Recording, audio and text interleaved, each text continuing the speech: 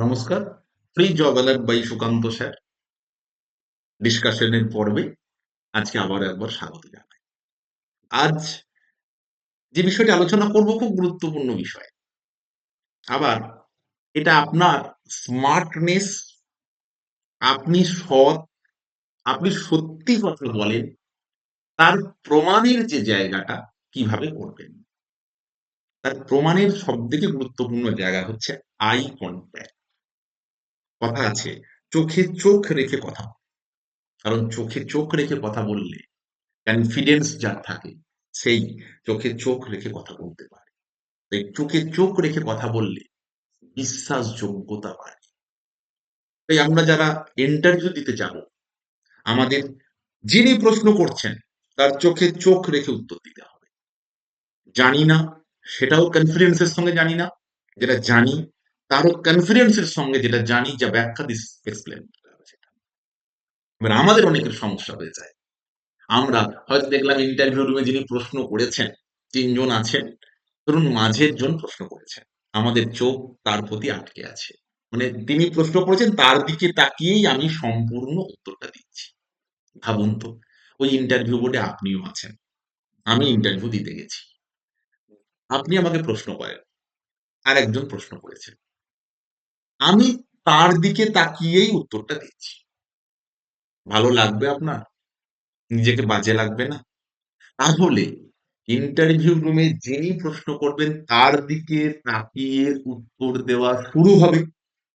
তারপর বাকি সকলের দিকে তাকাবো আর কথাটা বলছি এবং প্রশ্নটার উত্তর শেষ হবে যিনি প্রশ্ন করেছেন তার চোখে চোখ রেখে।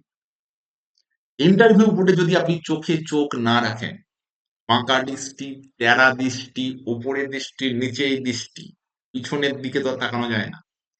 এই সামনের দিকে না তাকিয়ে বাদবাকি সমস্ত দৃষ্টিটা এটাই প্রমাণ করে আপনার মধ্যে সততার অভাব আছে, অথবা আপনি মানুষের চোখে চোখ রেখে কথা বলতে বা সত্যি কথা বলতে সত্যিই ভয় পান। তাহলে এখন আপনাকে সিলেকশন করতে হবে। ইন্টারভিউ করে যখন আপনি ফেস করবেন, তখন চোখে চোখ রেখে কথা বলতে হবে।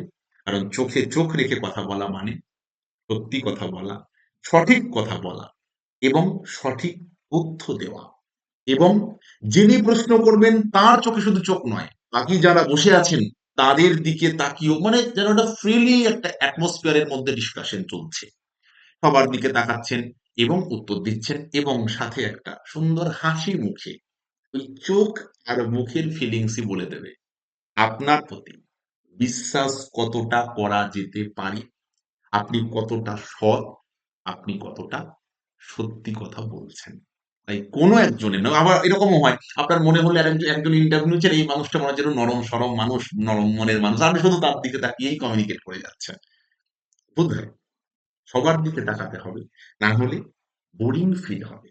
যেন বোরিং ফিল না হয়, একজনার মার্কসও যদি একটু কম হয়ে যায়, তাহলেও কিন্তু আপনাকে আবার পরের বছর ইন্টারভিউ দিতে আসতে হতে পারে। তাই সততার সাথে ইন্টারভিউ বোর্ড ফেস করবেন। সত্যি কথা বলবেন। সত্যি কথা বললে চোখে চোখ রেখে কথা বলতে কোনো অসুবিধা নেই। ওকে, সকলে ভালো থাকবেন। পরের ভিডিওয় আবার নতুন টপিক আলোচনা করব। টাটা।